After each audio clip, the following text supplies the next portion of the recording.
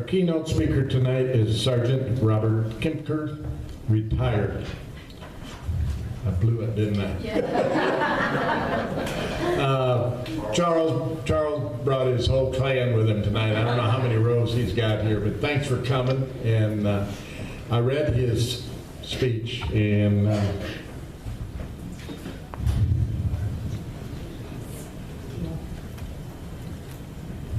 hope you all can get through it. Charles did 26 years and 6 months in the Air Force. He retired, and his decorations were numerous. He deployed in Desert Storm and Riyadh and Kingdom of Saudi Arabia. Also had tours of duty in Wiesbaden, Germany, Korea, and Japan. He's a member, and he and his family are members of the St. Jerome's Catholic Parish. He's a 4th degree knight, and I see some knights here tonight. Thanks for coming, showing your support. He is a member of the VFW, Troy, Vietnam Veterans Memorial Fund. Would you welcome Charles J. Kempker?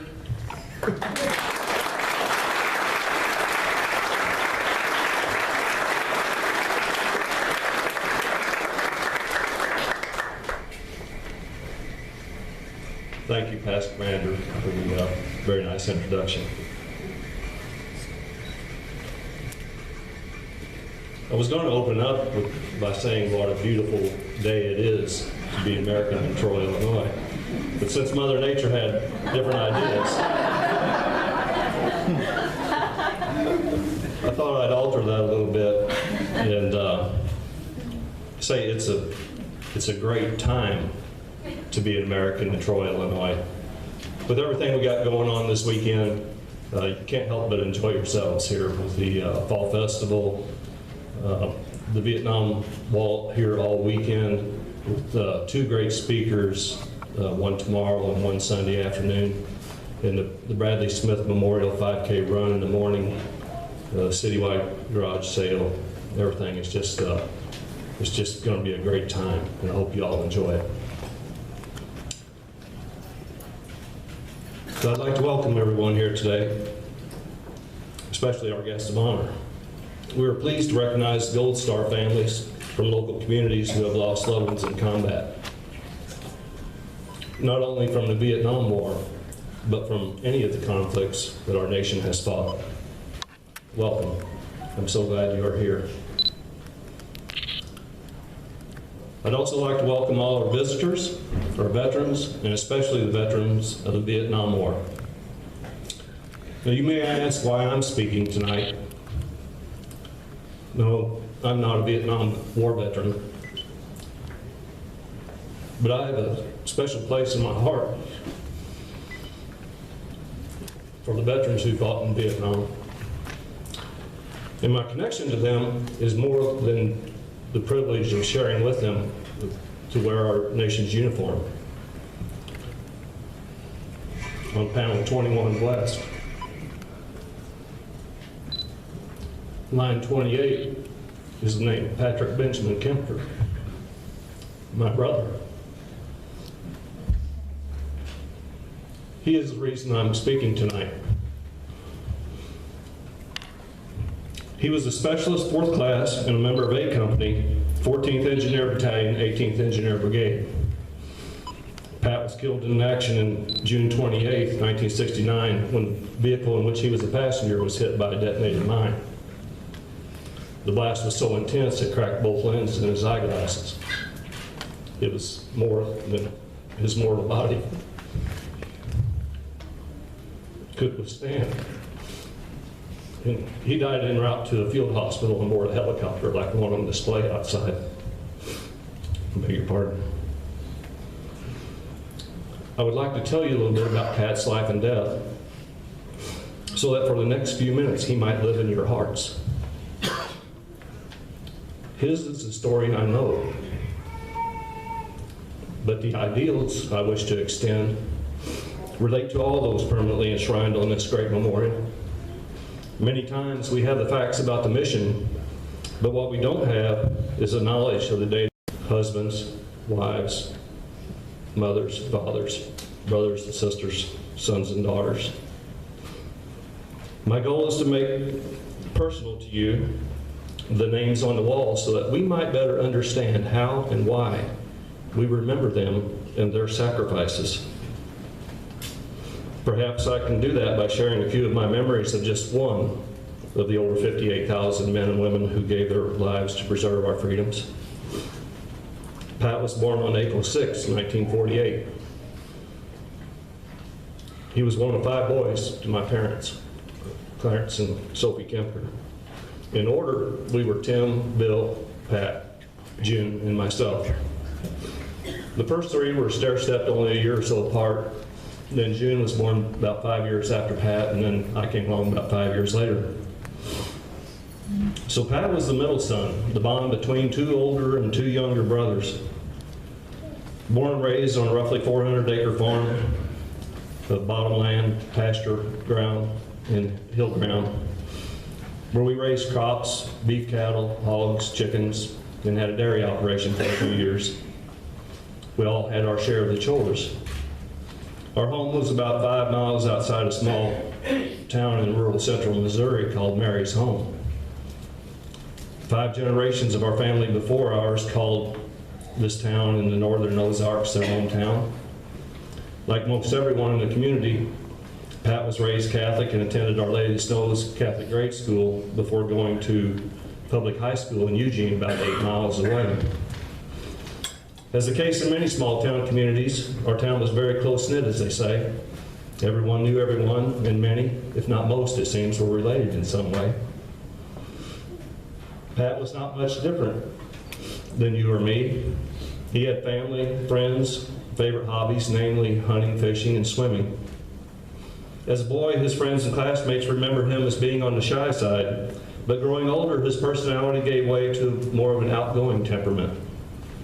He has sandy red hair and an easy smile. He held high moral standards, had integrity, and was humble. In Dad's simple words, he was a good boy.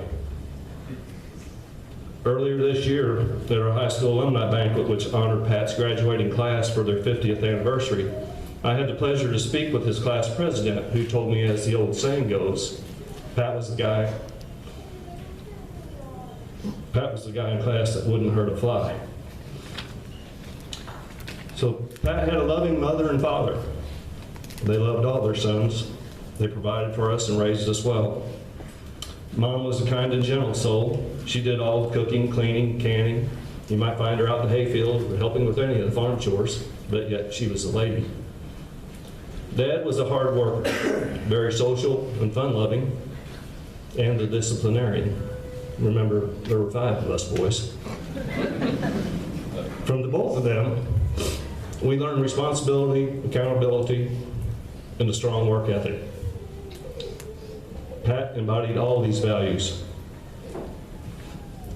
Pat also had an extensive family.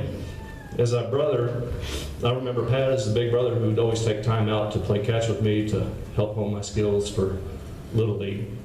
Didn't do much good, but he tried. And my brother June reflected that Pat was the brother that would always take him along to high school basketball games and take him hunting and fishing. In and around our hometown area, Pat had a multitude of cousins stretching across generations of our ancestry. Looking back, we had a very nice and humble upbringing. Pat had many friends and a girlfriend. His best friend was Henry Schulte. His nickname was Chicken Hawk. They hunted, fished, and hung out together. Henry told me everything they did together. They were true best friends. They were even in a rollover car accident just before Pat left for Vietnam. Henry recently gave me a letter that Pat had written to him from Vietnam, teasing him about the wreck. Although no one was seriously hurt in the accident, apparently in the tumbling of the car, old Chicken Hawk ended up inadvertently biting Pat's rear end, which made plenty of opportunities for some friendly jabbing, as you might imagine. Another of Pat's friends was his Army buddy, John Knoll, a Pennsylvanian who became very close to Pat and our family when they were stationed together in Fort Leonard Wood. John would come home with Pat on weekend pass on many occasions, and he lamented to me a couple of months ago that Red, as they called him, always had a smile. John and his wife had sent our family a Christmas card every year since then, and they still do so to this day. Pat's girlfriend was Margaret from a neighboring town. Although she moved on with her life and has since passed on herself, I'm still acquainted with a couple of Margaret's family members yet today. After high school, Pat answered his nation's call, registered, was drafted, and enlisted in the Army, where he matured into a strong 6'1", 230-pound man. After basic training, he was assigned to Fort Leonard Wood in an engineering battalion and was trained, among other things, in mine sweeping. Ironically, it was an enemy mine that took his life. After several months of being assigned to Fort Wood, he received his orders to Vietnam. In the early spring of 1969, I remember we had a big party for Pat in our parish hall for the barbecue, and everyone from the community was invited, and his friends from Fort Leonard Wood, many of his friends from Fort Leonard Wood was there as well. Just days later, I was allowed to come along with Mom, Dad, Pat, and my brother Tim as we took Pat to Lambert Airport in St. Louis to board a TWA flight. I was a bit over 10 years old at the time, and I have a treasured black and white photo of me and Pat at the airport. We all gave her hugs and goodbyes, and when he climbed the stairs to board the jet, he didn't look back.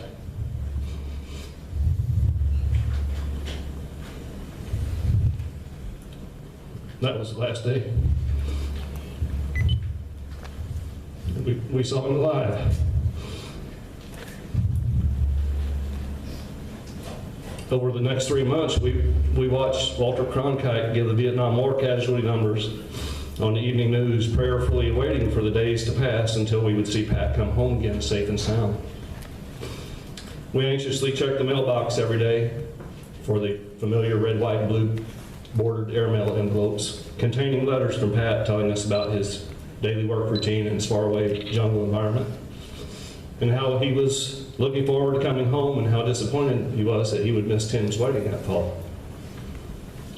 In his last letter home on Friday, June 27th, his opening statement was, and it was underlined, "Tomorrow is the big day."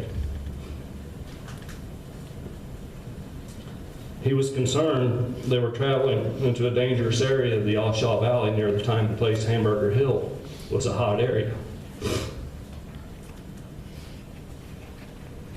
After reading this letter, our parish priest concluded this indeed was the biggest day of Pat's young life, for it was the day that he walked into the halls of heaven. It was the very end of June, or the very first day or two of July. And I was about 10 and a half years old and in the house with Mom when a car came down the hill past our house. So we lived on a dead-end county gravel road, so when a car came by, we always checked to see who it was. This time, Mom and I both saw that it was a green car with U.S. Army lettering on the side. I stood by my mom's side, her hands on the front storm door, one hand on the glass pane, the other on the doorknob. Looking out over the front porch, and we watched the car stop at the workshop. My dad and older brother Tim came out. They had a short conversation with the occupants of the car. Then they got in the truck, and the car followed them up the hill to the house. At this point, my then 47-year-old mother began to tremble.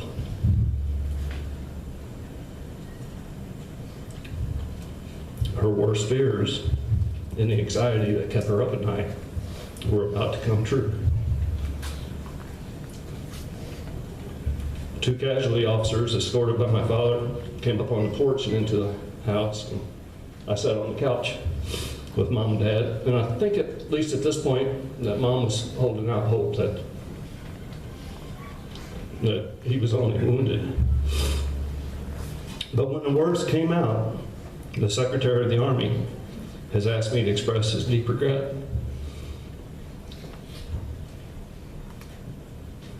that your son Patrick was killed in action in South Vietnam. on June 28th, 1969. Well, that's when Mom and Dad's world shattered and their hearts broke. He was only 21 years old.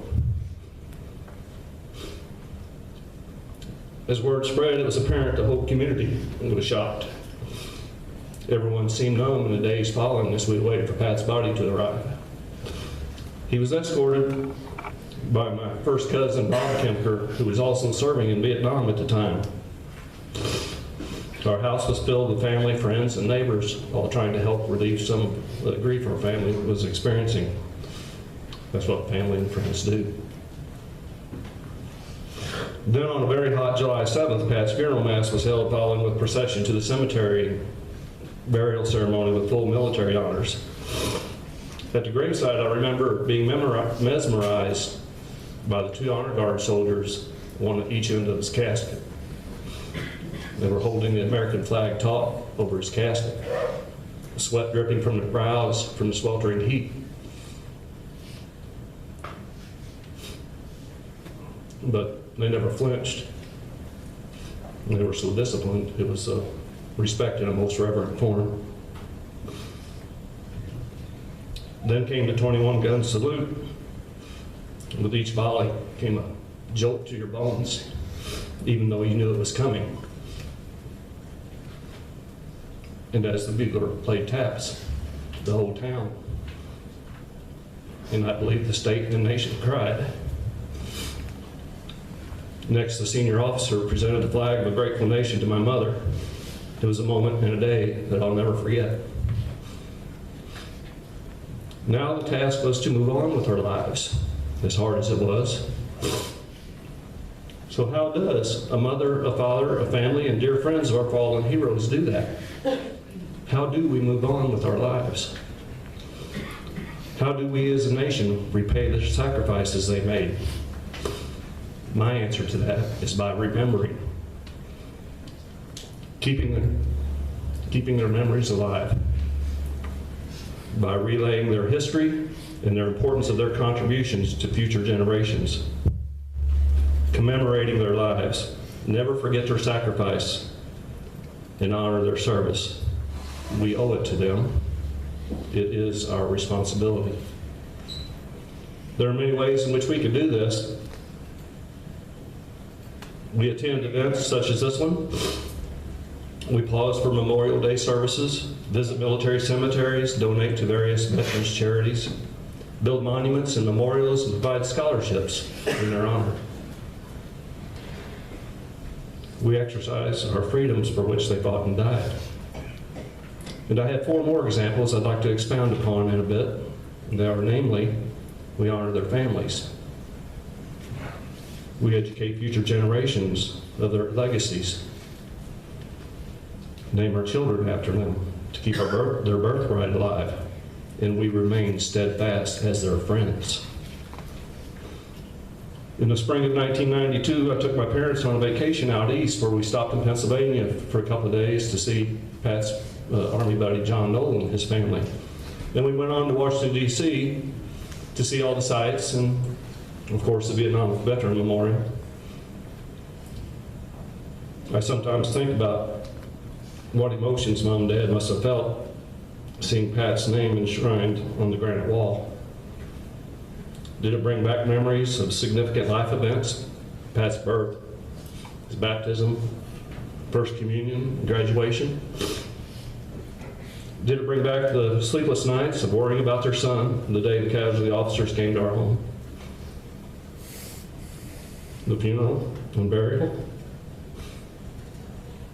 Of course, Mom and Dad, being of the greatest generation, held strong, and they were proud.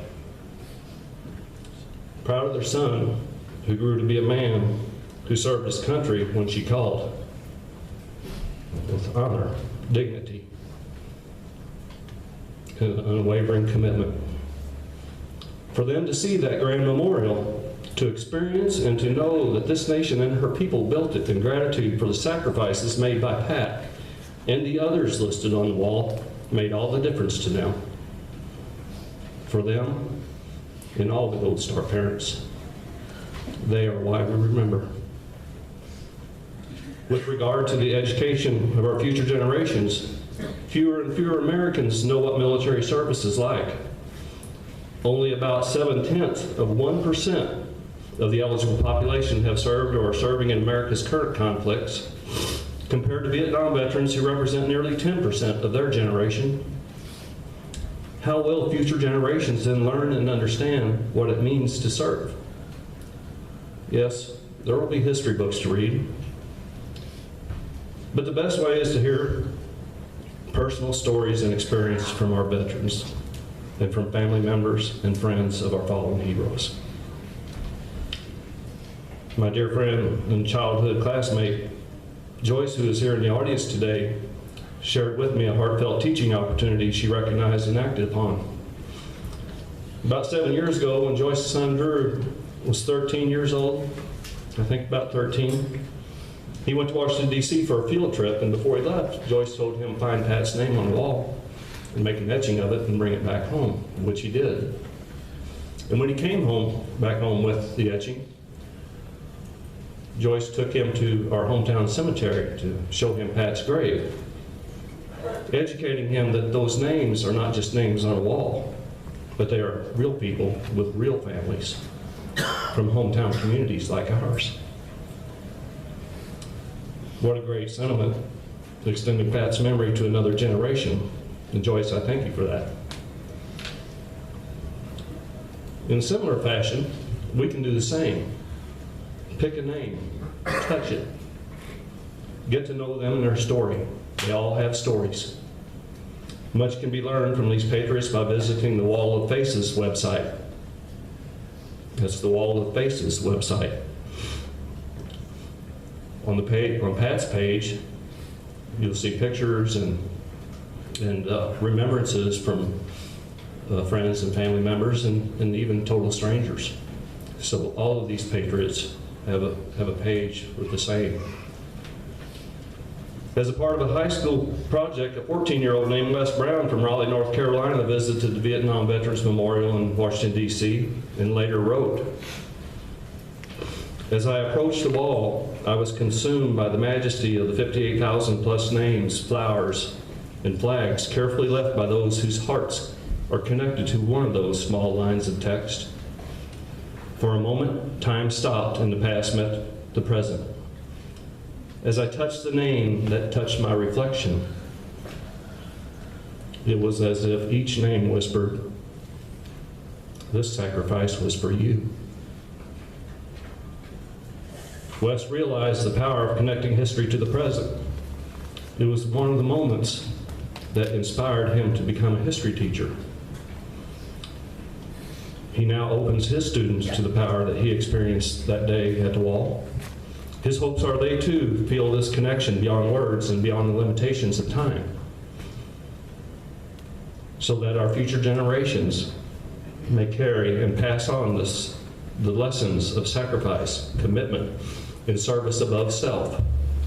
That is why we remember. It's been said, a man is not dead until he is forgotten.